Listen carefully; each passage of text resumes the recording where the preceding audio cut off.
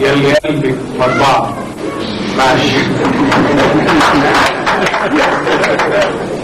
مع الشاعر الأستاذ كبير، الشاعر الكبير، شاعر العامية المصرية الأستاذ سمير عبد الباقي. المطبعة دي كتاب على فكرة.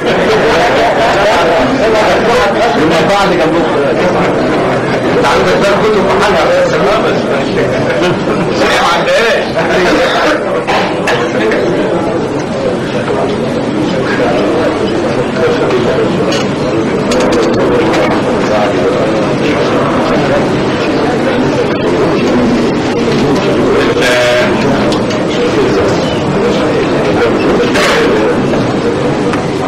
الحقيقة انا مش قادر اخبي فرحتي بيكم رغم انف الماتش الكورة، ورغم انف يعني الزعيم وعادل امام جنبينا هنا في الكورة، يعني وقعنا بين فكي الايه انما مع ذلك انتوا جيتوا عشان الشعب. يعني انا متأكد ان مش حد جه هنا الا عشان يسمع، وده شيء جميل في ذاته. وكان الواحد في الاول زعلان كده ان هم عزلوا الشاعر في حاره، وقال لك الشعراء يروحوا ياكلوا بعض في حته بعيده ويبعدوا عن الناس، يعني انما الناس جم وانتم الناس ايها الشعراء.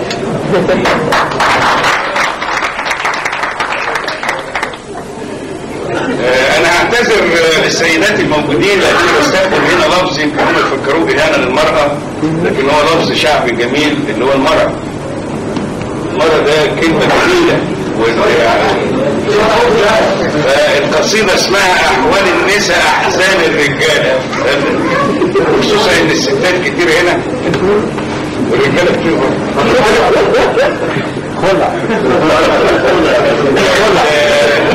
المرأة مش مصورة،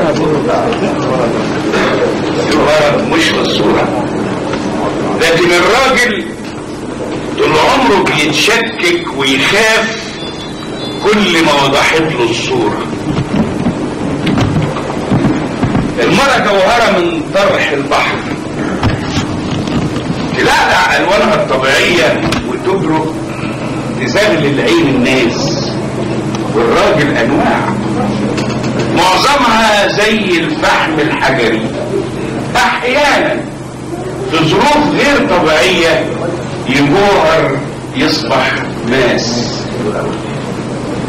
المرأة بستان ورد، جنينة مواسمها ما تتعدش بسنين وشهور، في عز الحر في عز البرد تفتح على أغصانها زهور، والراجل غير مقهور أول ما يتم حصيده يقول.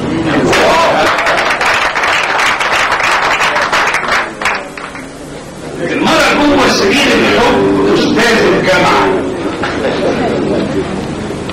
المرأة جوه سبيل الحب أستاذ الجامعة، لها حضور ومشاعر أكثر من عقلة، وجميع الرجالة تلامذة مخاليل وعواطف هكذا. المرأة لو جاء شك تعلن حالة الحرب في كافة ممالكها العلنية والسرية، والراجل يوم ما يحب يسلم كافة خططه الحربية وخرائط عمره السرية لأول ست تخطى حدود مملكته. المرأة نشيد الحرية، المرأة نشيد الحرية في سجون الدكتاتورية، ميادين مفتوحة مليانة بالأطفال، شايلين بالونات ورايات بترفرف زي ديول فساتين، حتى لو اتخبت تحت ملايات الكبت باسم التقاليد او باسم الدين. اهات اشواقها عافية وصريحة، وبعيد عن حضارات السبعين في عز الصمت تعتق كل ما مر عليها الوقت، زي الموسيقى السيمفونية واساطير اليونانيين، والراجل دندنة شرقية سماعي على العود في طقطوقة قديمة عن عاشق عمر ما كان له وجود، اتاخد الكاتب يعزفها دلوقتي ويعيدها زي ما هي تاني وتالت ولغايه ما يتصلصل، فتسقف له السميعه وتجامله القعده لاجل الناس الحلوين. المرأة اللي بتعمل نفسها كوبري وجسمها لطموحها معديه حتى ولو باسم الإنسانية أو من أجل الحرية، لازم تتحمل مشاوير الرجالة الرحالة من شرط لشرط. المرأة أخت القط، والقطة قرين الست. من قبل وبعد الحضارات البشرية همجية وعصرية، أميرة وإلهة وإنسانة عادية، عبدة أو جارية أو رفع رايات الحرية، أول ما بتتلبش من خوف أو من حب تخربش تفور في عروقها التدورية. اسم المرأة زغروطة، والرجالة الأيام دي ما تنقصش واحد يفرح. اسم المرأة مزيكا رباني، صلوات للشوق الإنساني. ورجالة الأيام دي يا إما كفرة ما سمعوش مواويل في حياتهم، يا أوغاد ولداء لا شموا ريحة المطرة في الصبحية ولا أكلوا من فرح.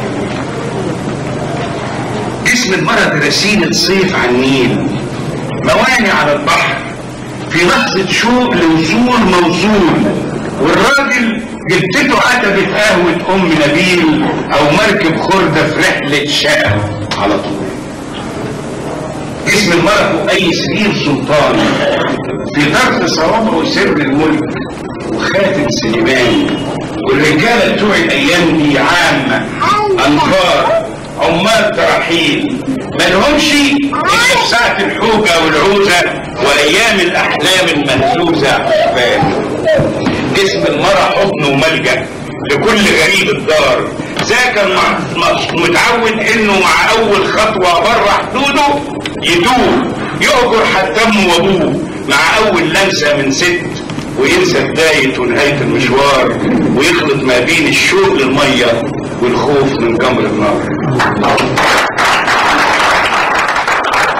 جسم المرأة انهار، فيضان، امطار، اعصار، مالوش اي مواسم ولا له حاكم، لكن يقدر راجل افضل وعديم الهندام وقليل الضغط يملكه زي ما يملك خشب المهر الجام، ولو بالصدفة او خلقة ربنا انكشفت له اسرار.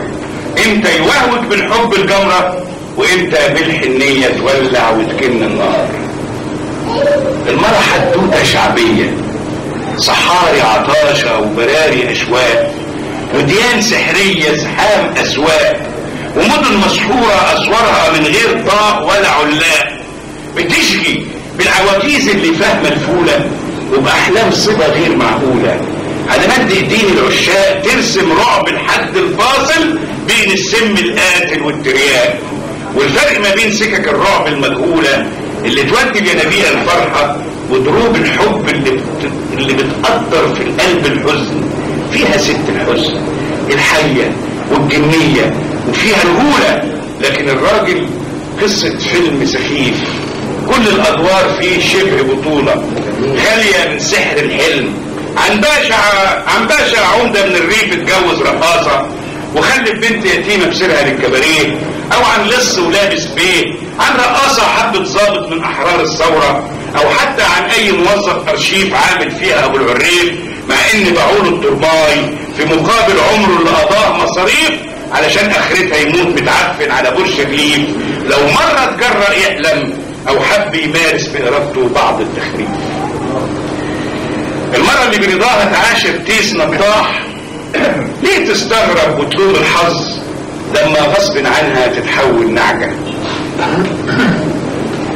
انا قلت لكم الاول اعذروني، اوعى تصدق انك تقدر على مرة او انك من غير المرة هتعيش، لمجرد انك خلقت لنفسك مسرور السياف، او انك ركبت نياب او خرابيش وحفظت جميع الحواديت اللي هي ابتدعتها على مر عصور البشرية امنا حواء، لاجل ما تستغني بظل الحيطة الخواف عن ادم وتآمن على روحها وتاكل عيش، تحمي ضعفها من عدم الانصاف بتقصقيص ريش الرجاله المهابيش وتكسير مناخير ولاده زعماء وملوك او حرفيش. وازاي بقى اقدر احرر مرة وانا عبد شهواتي بكل ارادتي؟ ازاي وانا ملك لعاداتي واسير لمراتي او لعشيقتي المجهولة اللي بتمنى من قلبي وبحلم حلم اللي جعان بالعيش انها تستعبدني يوماتي لاجل اداوي جراح الرجالة اللي زي حالاتي من ايام ادم والاخر ايام الزمن الاتي.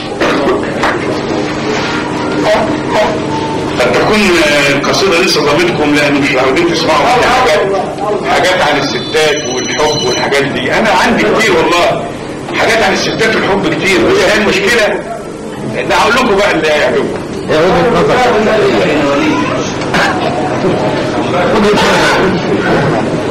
كشف الحساب. كل الامانة اتسجلت في الدفتر، كل الامانة اتسجلت في الدفتر، اتلبشت بالمعنى وبضده، السطر تحت السطر متكدر، غشيم وجاهل بما قبله وما بعده.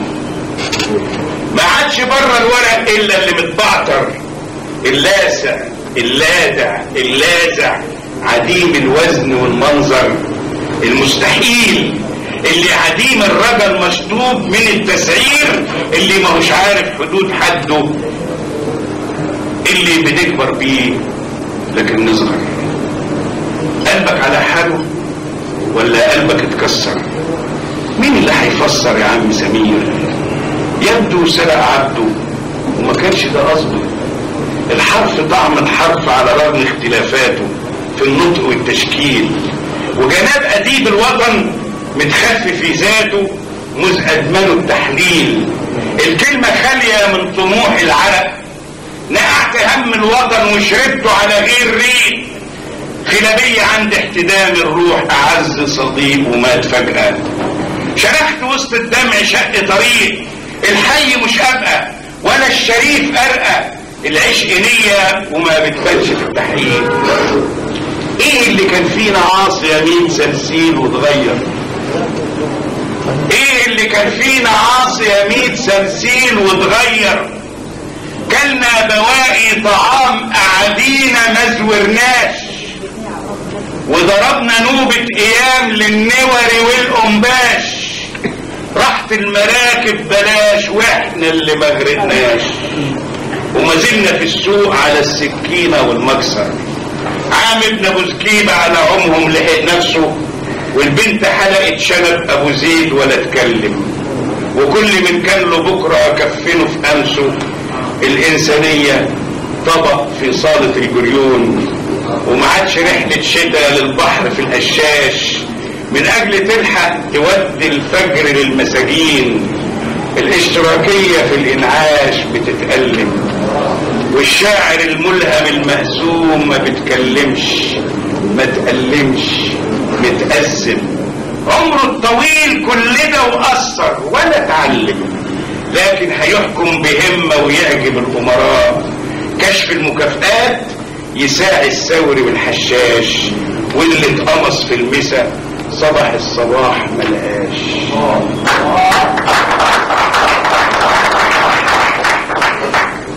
الإنسانية طبق في صالة الجريون، وما عادش رحلة شتاء للبحر في القشاش من أجل تلحق تودي الفجر للمساجين. الاشتراكية في الإنعاش بتتألم، والشاعر الملهم المهزوم ما بيتكلمش ما تألمش متأزم. عمره الطويل كل ده وأثر ولا اتعلم، لكن هيحكم بهمة ويعجب الأمراء. كشف المكافآت يساعي الثوري والحشاش، واللي اتقمص في المسا صبح الصباح ملقاش. صلي على اللي هيشفع لك حدا الجرسون، صلي على اللي هيشفع لك حدا الجرسون. وقوم نسكر صاحب البضاعة مسامح فيك ومتعشم هتبقى زبون. حق الزعيم صاحب البضاعة مسامح فيك ومتعشم هتبقى زبون. حق الزعيم كتبة شرع كبيرة يوميا، خاصة اذا خرس التاريخ ما كدبش ما قالهاش.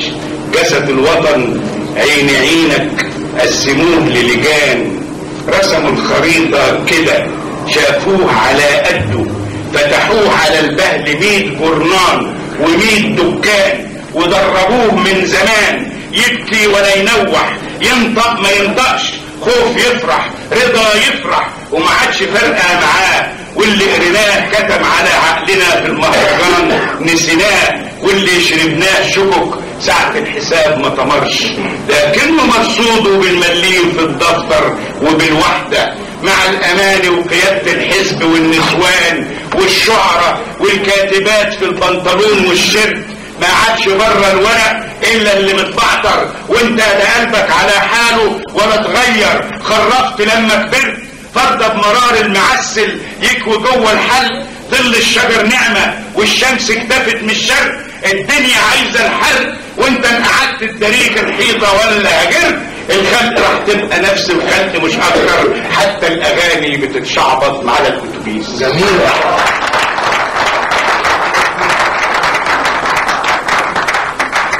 عيني عليا يا قلب الخص يا صغير، اعوذ بالصمت من لقمة بدموع ابليس.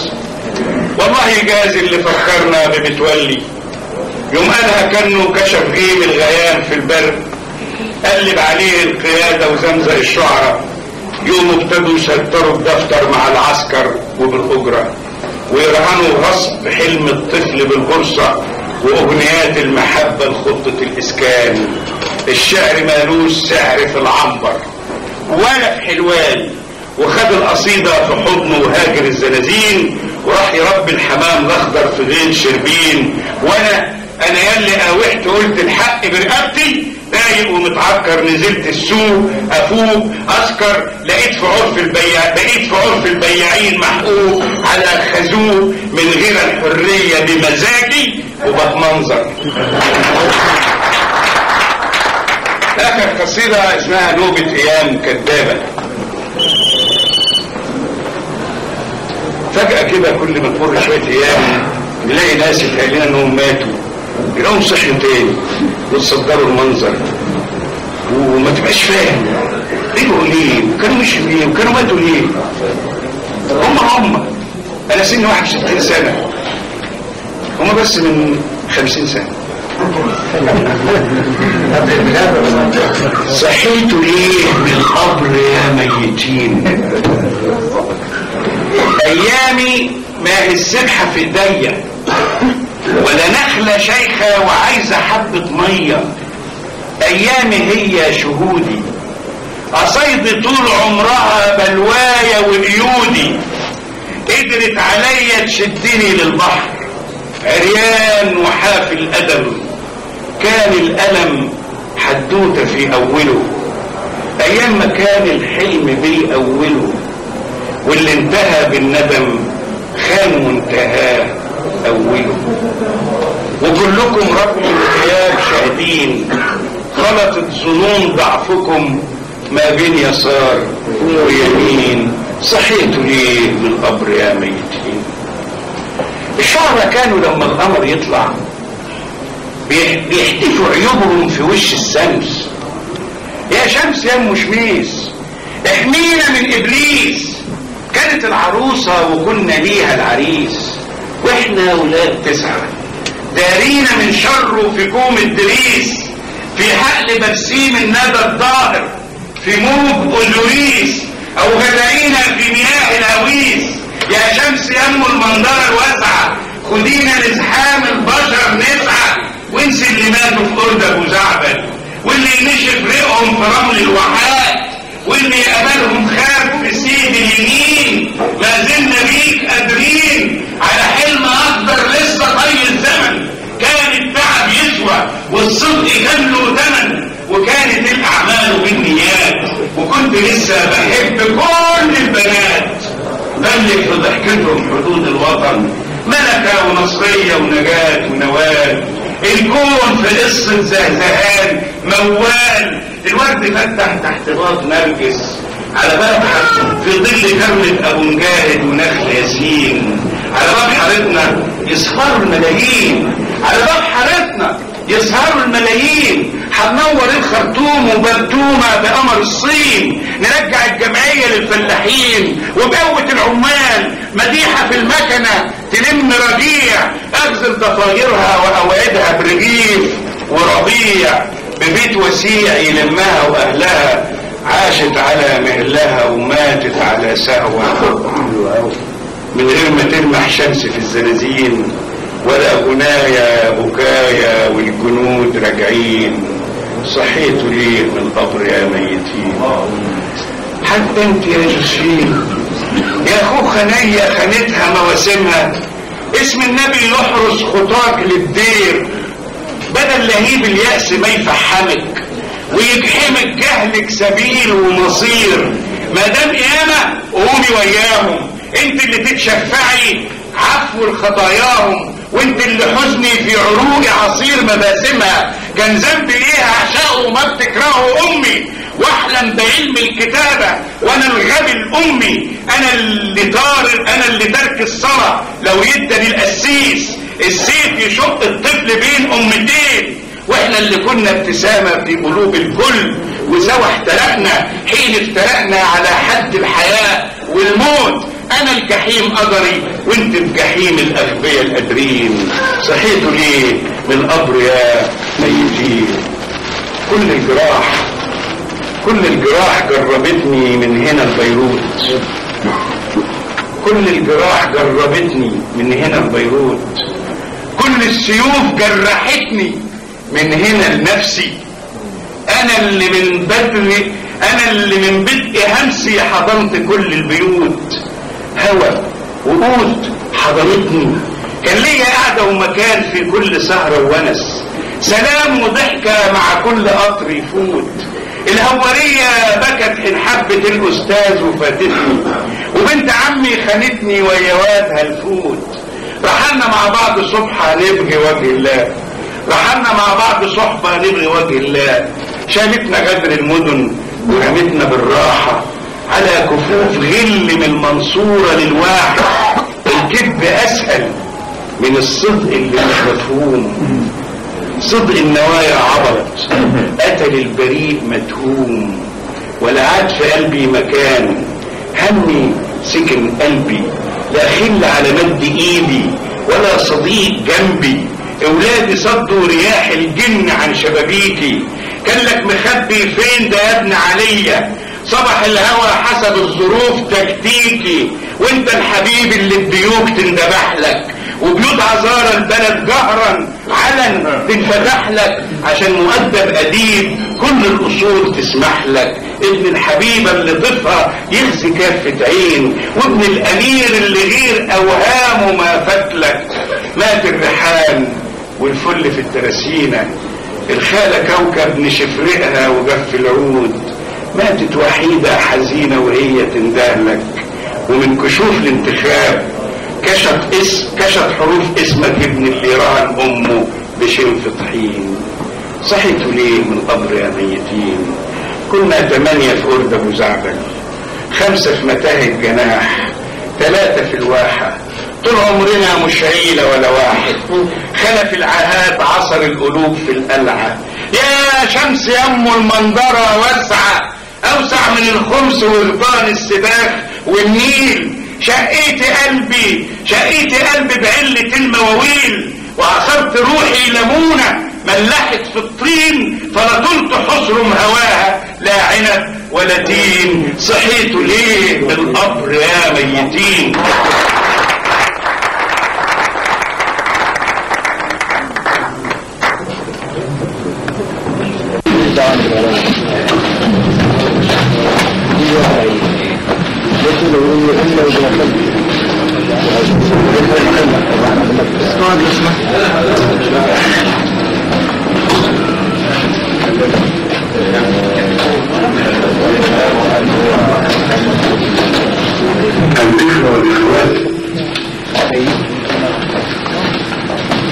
السلام عليكم. مساء.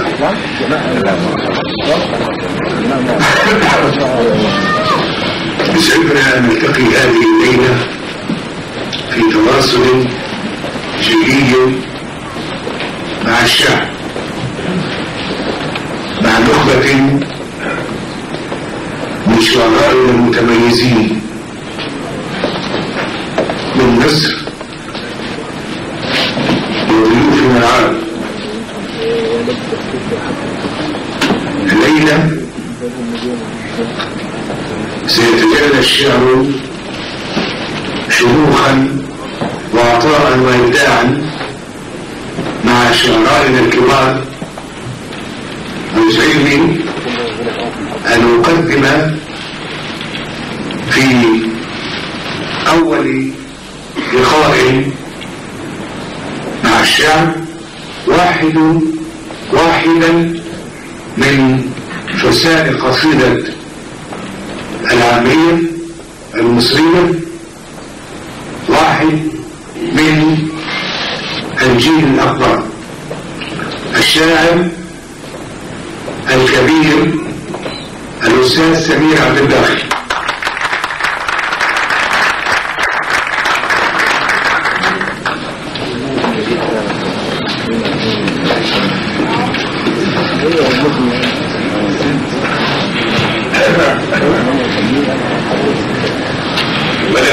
هو طمعان في الكرسي اللي في الوسط.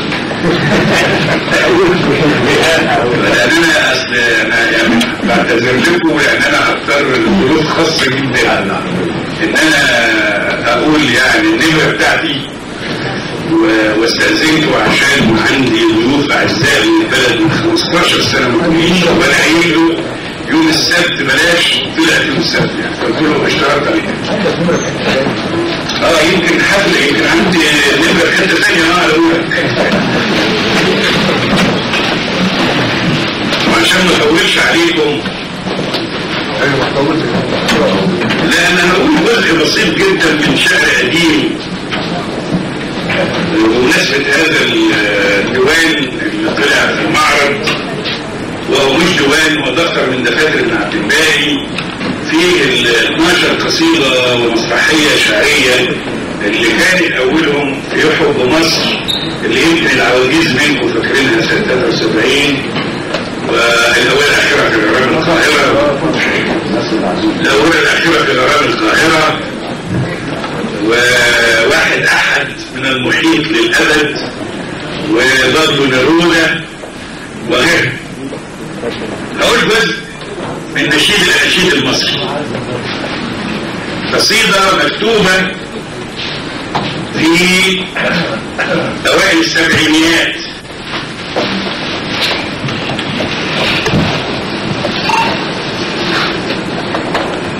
وارجو يا رب ما تكونش فقدت طزاجتها، ولو ان الشعر المفروض ان هو يعيش الى الابد.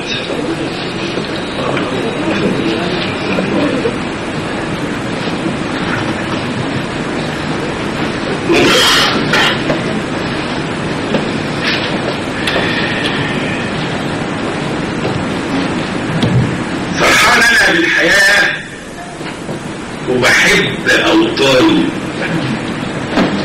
عاشق بلادي واهلي وارضي وزماني، والهان بمصر اللي صورتها في وجداني، بفرح اذا اتبسمت واعاني متعاني، مطرح ما تلقى قطر من مصر تلقاني، ومكان ما تلقاني تلمح مصر في حضني، مصر اللي طلق الميلاد بالعشق من تاني.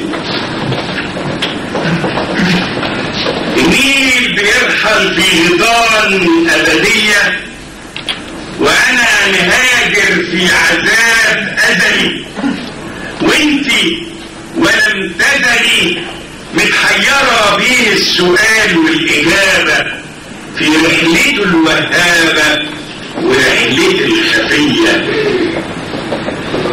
الليل في بلدي طويل وعمرنا قصير، أخذل شقاه مواويل وأموت وأنا صغير،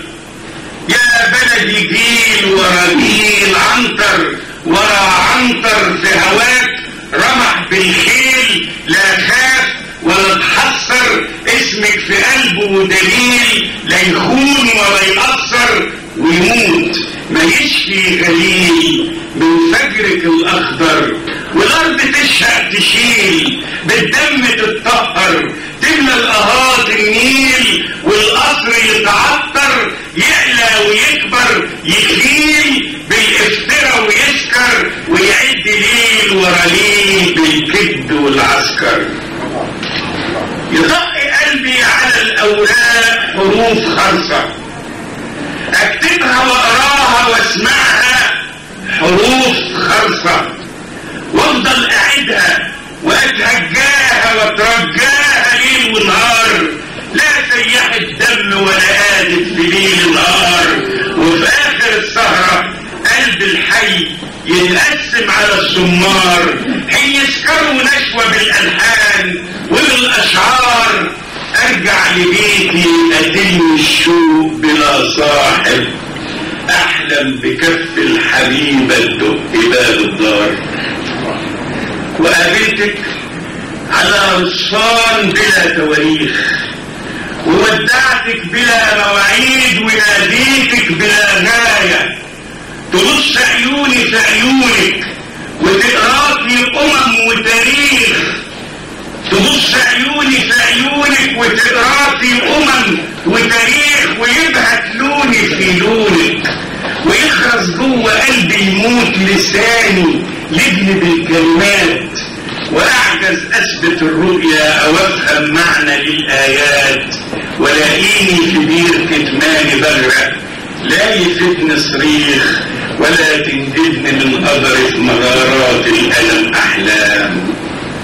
اغني مجامله الافراح ورقص قعده اصحابي، كما فلاح من التراحيل بيزرع في غطان الغير، وارضي خرصه وشرائي في اسود ساحه الاعدام، الم بواقي اشواقي واضم ضلوعي على جوعي، وعد الخطوه في رجوعي، يدوب جرح في جراح الخلق واتألم، وارحل في بحور الناس كما ملاح ضلوعه والاشواق، وزواده حكايا الشمس للعشاق، وانا في رحلتي الاسطوره والشاعر، بلا ماضي بلا حاضر بلا مينا، اخاف منك اذا ما لوحدنا تقابلنا بالصدفه، واهرب من صريخ قدري، وحيد موجود وحيد عايش، يا ليل يا ولدي انا خايف،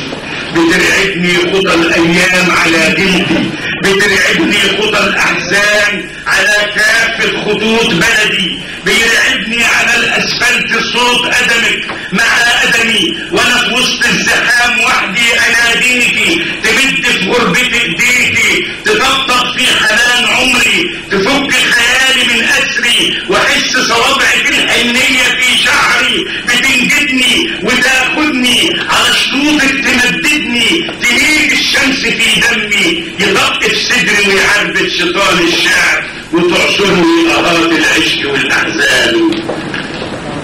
كوني رحيمة ابنك الشاعر، على جبيني اسمك المجنح، وفوق رموش رسمك المدمر المدن، وفي ضلوعي بيت وسجن ألف حزن، في ظل مشنقة في مصنع النسيج، وريحة الخيانة في زخارف، شايف اللي شايل ريحة الرضاعة، وفي دمي ربتي القديمة، امزع الستارة عن نهودك الملوثة، واعمي عيونك اللي طلة من المنص على الميدان، تشرع الوضاعة، وبحفنة من تراب الذكريات، وبفيض من المشاعر اقلق وهد لحظة الرضا المزيفة.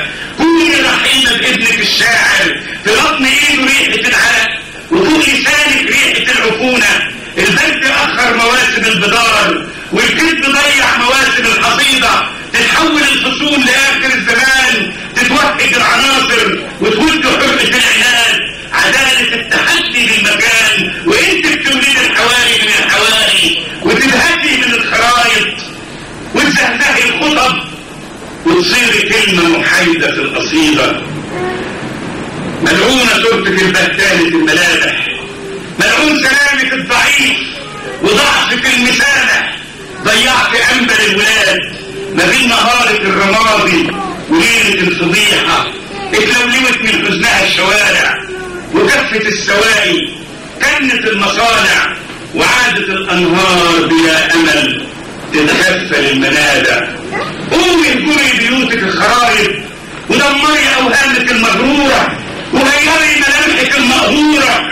قومي اطلقيني من عتمة الزنزانة من خيالك، تشليني نهارك وتذلني حقيقة شمسك البعيدة. أنا اللي بتشوقني لحظة اكتشافك الصريحة، أصارع الحقيقة في عيونك وصارع الخجل وأمتد أحضن اتساع خطوطك. ألمس بكفي منحنى خطوطك، ألمس بكفي منحنى خطوطك، وبكل ما في القلب من جوارح أطلع جبالك الخفية واطلب خيولي ترمح في روابط جسمك العافية واكتب حروفك العصية. ما اخجلش حين اشوفك في الفراش نادية عريانة في عيونك الأبية متاهة الزمان وبحضنك الأمان. أموت على نهودك الشهية ويسقط التعرف بيننا ناحية التحريم، يتفك سحر العجز وهي طلعة الصباح وتحت قبة السماء نخط حد اليأس والجراح. نوجر سوية عتمة الزنزانة لصدرك البراح. ما كنش وحدي انما تلقفنا تحت الشوارع وقصاد جميع الخلق كافة البشر اعصر في حضن يعودك المحرم. لما يناديني صوتك العظيم يخرس صراخ الكبت والتحريم. نجري سوية في شهوة الحرية، عرايا استحمى في مزارع المطر ينبض في قلبي عشقك القديم.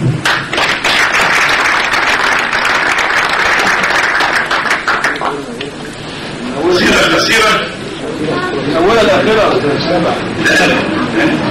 مقطع منها خلاص كفاية كده. العمدة بدون قصيدة قصيرة معلش يا بدون ما تحل عليك يا سيدي، ما تحل عليك.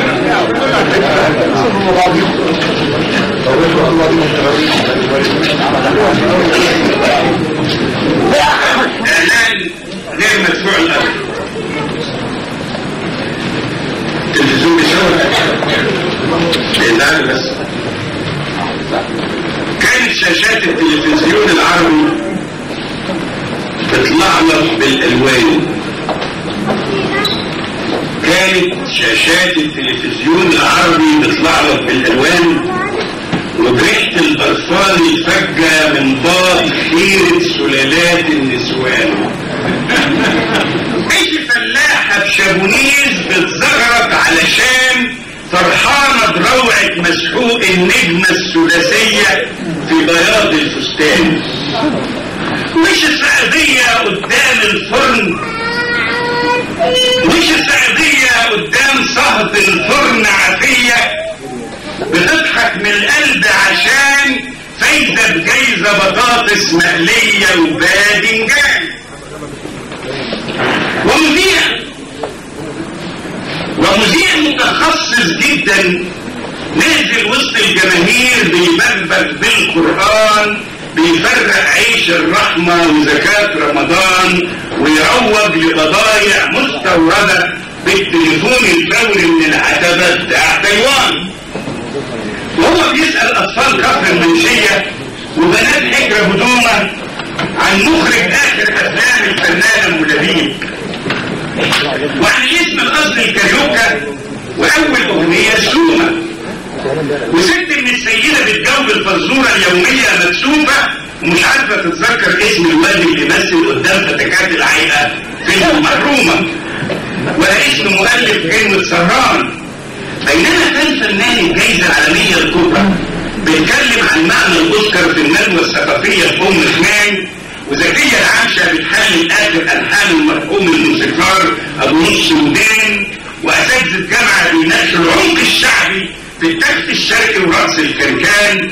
وأما طولوا قطعوا على الإعلان انتقلوا بعد البث مباشر عن مهرجانات الزيطة الثقافية الشهرية تحت رعاية الراعي الرسمي للأوبرا والكورة والإبر الصينية صديقي المسؤول الفنان الخبرة سوسة الفستان.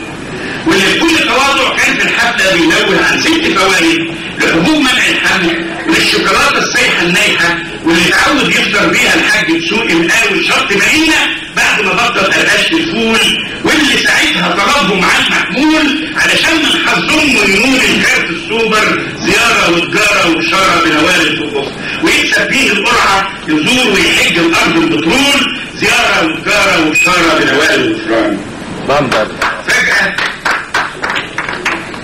فجأة اتملت الشاشة بضحكة لذيذة وظهرت ست عزيزة أصول ملكة ليل الشاشات العربية تمتص غضب المسؤول العسول فطلب منها بكل أدب وكأنه اتعود يبقى قدام النسوان طيب وخجول.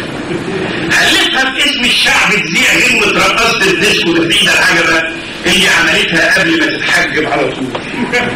وافقت طبعا وقالت له يقدم تحليل معقول لأهمية فيلم الموسم إياه اللي فاز بالجائزة الذهبية في أوسكار شرم البطيخ واللي شارك فيه الأبطال سمعة وبلمعة وجمعة وجاكي شان والكوميديان الإنسان مندوب الولايات المتحدة لتدعيم النية الحسنة عند شعوب الشرق الأوسط من أجل حماية الأطفال بالضفة الغربية وفي كل مكان، ومهندس شاب العنف وتجديد الأحزان غصب عنهم فجأة انقطع الإرسال مش بسبب أخطاء فنية معتادة لكن للخطأ التراجيدي المتكرر يوميا وخصوصا في اللحظات والأزمات التاريخية لما يسيل على الشاشات الفضية وبيوت الحكام البيضاء دم الأطفال فجأة ترطش على كل الموجات الرئيسية والفرعية فضائية ومحلية أحمر زي ما بيسيل ببساطة دم الأطفال ولفظ أنفاس الطفل في حضن أبوه العاجز برصاصة أمريكانية زي الكوكاكولا والهمبرجر وجوائز الأوسكار. كادر غريب ومريب يعصر حتى قلب اللبوة وقلب الديب ولذا ما قدرش الخبراء ولا المحاسيب يتلاقوا ظهور عينك ويخبوه فاضطروا يسمحوا بدقيق أحداث علشان الناس يبكوه. بعدها سقفوا واستأنفوا من تاني فقرات الإعلان وفك العطر الفاجر من تحت بطاط النسوان واللون الأحمر ضاع في بحر من الألوان.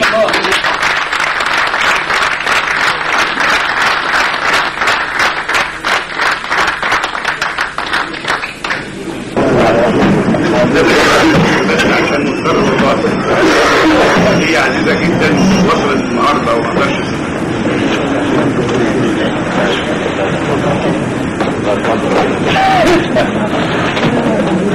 مع